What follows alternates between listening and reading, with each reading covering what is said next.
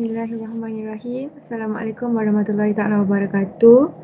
Pada malam ini kita akan mengadakan ceramah peristiwa ibadah kurban bersama penceramah-penceramah yang ada. Sebelum memulakan majlis, saya ingin menjemput Muhammad Afdal untuk membacakan doa. Dipersilakan. Terima kasih kepada Tuan Moderator. Bismillahirrahmanirrahim. Alhamdulillahirrabbilalamin. Wassalatu wassalamu ala ashrafil anbiya wa mursalin wa ala alihi wa sahbihi ajma'in. Allahumma inna khalaqal azim. Innaka sami'un alim. Innaka rafufur rahim. Innaka rabbul arsyil azim. Innaka barul jawadul karim. Ya Allah, Engkaulah yang mempunyai segala kepujian. Engkaulah yang berhak menerima segala kepujian. Engkaulah yang berhak menerima segala kesyukuran. Engkaulah yang memiliki segala permintaan dan jangan Engkau segala kebajikan. Kepada Engkaulah kembali segala urusan. Allahumma ya karim ya rajim. Jujurilah rahmat dan rahimmu ke atas majlis kami ini. Majlis peristiwa korban yang diadakan pada hari ini, berkatikanlah ia dari awal hingga akhir. Rabbana atina fid dunya hasanah wa fil akhirati hasanah wa qina azabannar. Sallallahu ala sayyidina Muhammad wa ala alihi washabihi wa baraka wasallam. Alhamdulillahirabbil alamin. Amin amin amin ya rabbal alamin. Terima kasih kepada Muhammad Afdal untuk bacaan doa sebentar tadi. Seterusnya kita akan memberikan majlis ini kepada Zahir dan Syahmi untuk penyampaian ceramah tersebut. Dipersilakan. Terima kasih Tuan Moderator. Bismillahirrahmanirrahim. Assalamualaikum warahmatullahi wabarakatuh.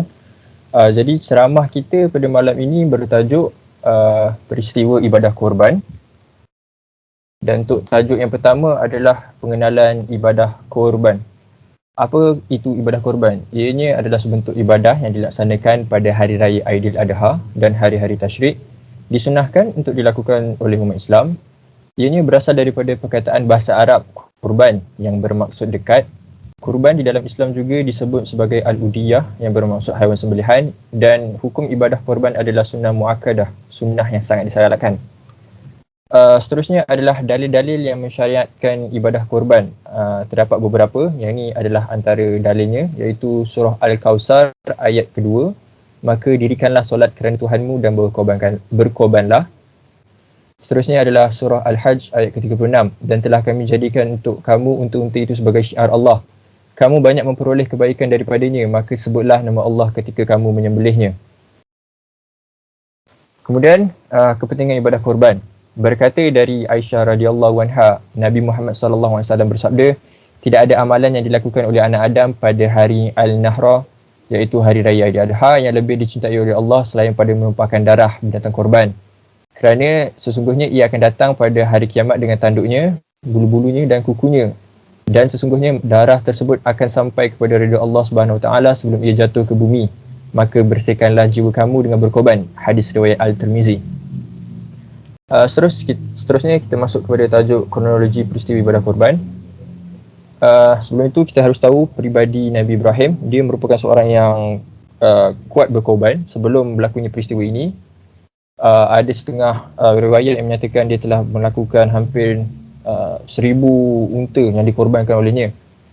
Dan kemudian sebelum kelahiran Nabi Ismail AS, beliau pernah bernazar bahawa beliau sanggup mengorbankan anaknya sekiranya ada demi jalan Allah.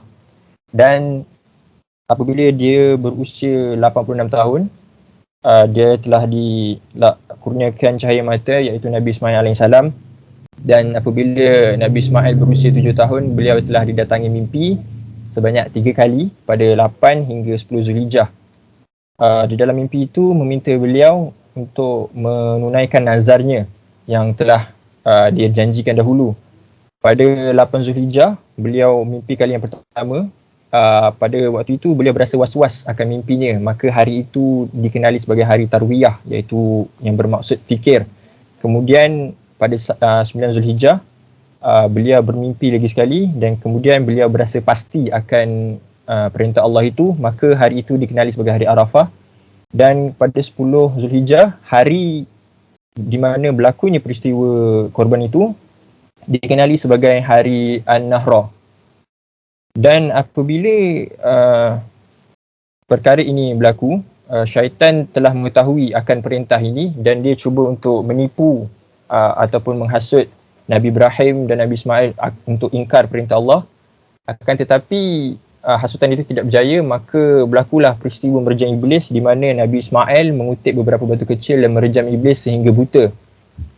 Selepas berlakunya peristiwa itu, kemudian Nabi Ibrahim mengabarkan mimpinya itu kepada Nabi Ismail bahawa beliau harus menyembelihnya demi perintah Allah, berdasarkan di dalam surah As-Saffat ayat 102 tak silap saya.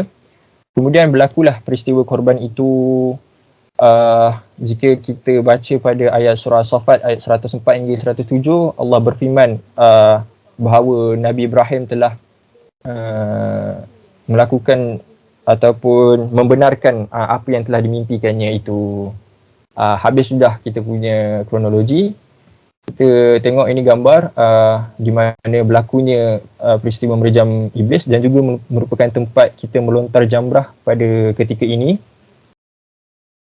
Kemudian saya akan serahkan tajuk seterusnya kepada Encik Syahmi. Terima kasih Syahid. Saya akan mulakan dengan kaedah ataupun cara-cara melakukan korban.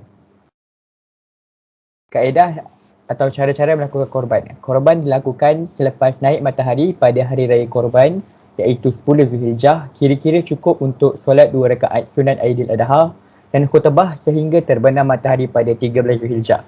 Syarat sah korban yang pertama adalah disembelih dalam waktu korban. Yang kedua, binatang yang sudah cukup umur. Yang ketiga, binatang sihat dan tidak cacat. Dan yang terakhir adalah binatang ternakan yang halal dimakan. Umur binatang yang sah dijadikan korban. Bagi biri-biri atau kibas, 1 tahun atau lebih atau telah berganti gigi. Manakala untuk kambing pula adalah 2 tahun. Sapi, lembu dan kerbau juga 2 tahun atau lebih. Dan terakhir adalah unta 5 tahun atau lebih. Sunat-sunat korban. Yang pertama, membaca bismillah atau bertakbir. Yang kedua, selawat ke atas Nabi Muhammad SAW. Yang ketiga, menghadapkan binatang ke arah kiblat. Yang keempat, memilih binatang yang gemuk. Dan yang terakhir, menyembelih sendiri bagi pihak lelaki. Daging korban. Daging korban sunat diberikan dalam keadaan mentah. Daging korban juga haram diberi kepada orang kafir. Bagi daging korban orang yang bernazar, haram dimakan oleh orang yang berkorban. Daging korban boleh diberikan kepada orang Islam, terutamanya fakir miskin. Daging korban dibagikan kepada 3 bahagian. 1/3 kepada fakir miskin, 1/3 kepada orang ramai dan 1/3 lagi kepada orang yang berkorban. Ibadah korban yang terdapat di Malaysia. Terdapat 2 cara untuk melakukan ibadah korban di Malaysia. Yang pertama, mengambil bahagian secara langsung.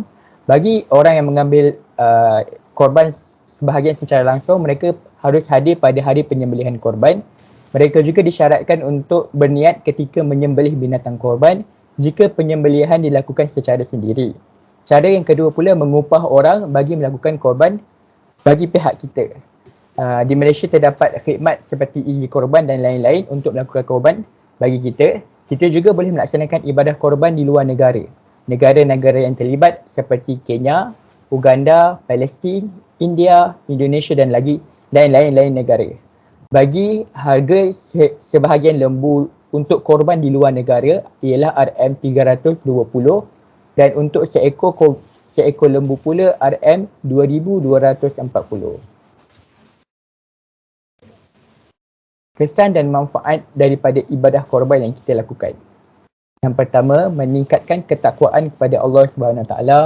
Yang kedua, mendapat kebaikan yang melimpah ruah. Yang ketiga, mengeratkan silaturahim antara masyarakat setempat. Dan yang terakhir, binatang korban akan menjadi saksi di akhirat kelak. Okey, untuk tajuk terakhir ceramah kita pada hari ini adalah pengajaran peristiwa ibadah korban. Terdapat 4 pengajaran yang kita boleh pelajari. Yang pertama, peristiwa ini mengajar kita erti sifat ta'budiyah, iaitu mempercayai sesuatu perkara ataupun hukum hakam tanpa rasionaliti di sebaliknya. Yang kedua, menghayati dan mencontohi Nabi Ibrahim AS. Yang ketiga, bersiap sedia melakukan sesuatu perkara. Seperti mana kita tahu, untuk kita melakukan ibadah korban, kita harus melakukan pelbagai persiapan untuk melakukannya demi menjayakan ibadah korban.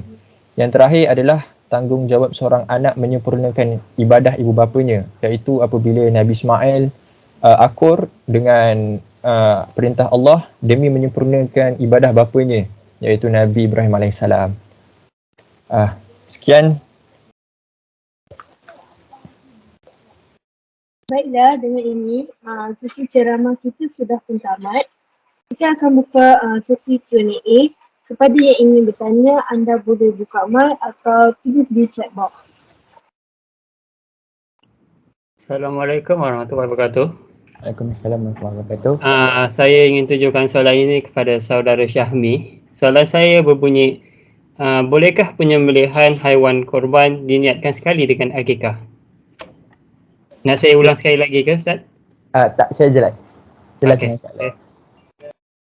Terima kasih untuk soalan tersebut. Hukum ibadah korban dan akikah adalah sunat.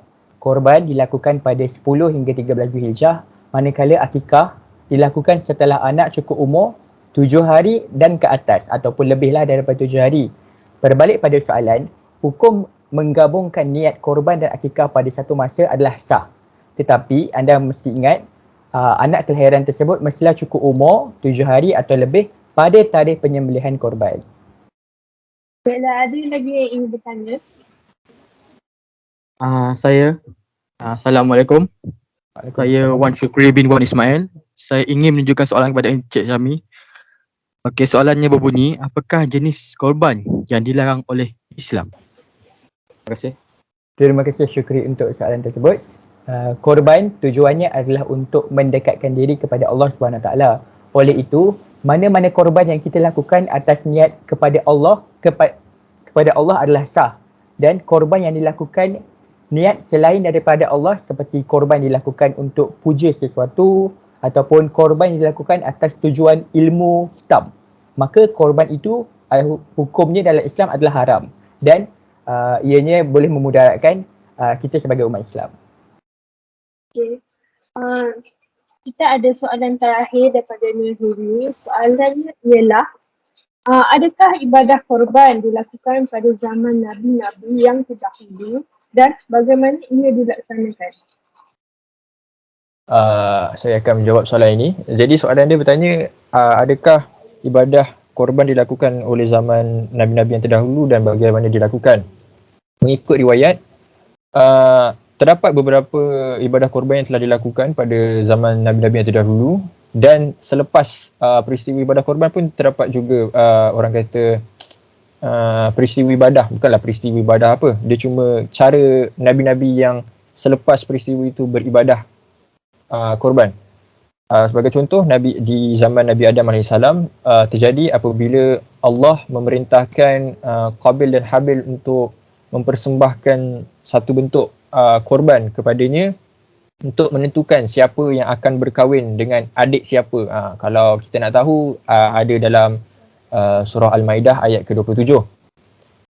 Peristiwa yang selain daripada itu adalah pada zaman Nabi Nuh AS. Setelah berlaku peristiwa taufan, Nabi Nuh menyediakan satu tempat khas untuk berkorban. Ada juga setengah riwayat menyatakan korban yang dilakukan pada zaman Nabi Nuh itu dibakar. Dan seterusnya pada zaman Nabi Musa AS juga terdapat orang kata ibadah korban juga yang dilakukan dengan membahagikan binatang yang disediakan untuk korban kepada dua bahagian. Sebahagian yang dilepaskan dan sebahagian lagi disembelih. Itu sajalah jawapan untuk soalan yang terakhir tadi. Baiklah, dengan tamatnya soalan tadi, maka berakhirlah program kita pada malam ini. Saya ingin berterima kasih sekali lagi kepada Zahir dan juga Syahmi kerana sudi menyampaikan ceramah pada malam ini. Ya, terima kasih.